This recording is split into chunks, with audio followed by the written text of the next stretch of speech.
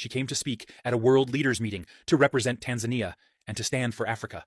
But as soon as she reached the passport check, something felt wrong. The French officer looked at her passport, then at her veil. Then he frowned. "Remove that," he said in English, pointing at her scarf. She said softly, "I am the President of the United Republic of Tanzania."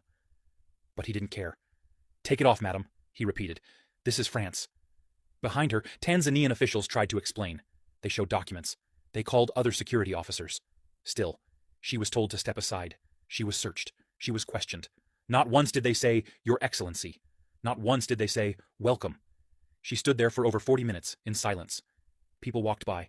Some stared, some laughed. One officer whispered to another, "She looks like one of them." But she didn't cry. She didn't shout.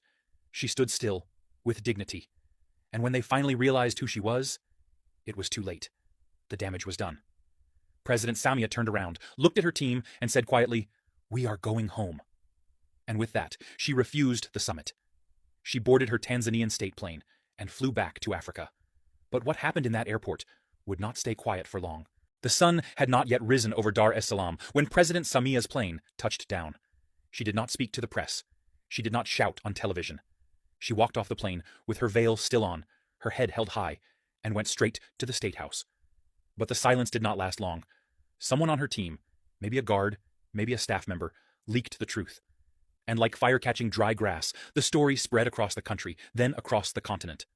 Radio stations interrupted their programs. President Samia humiliated in Paris.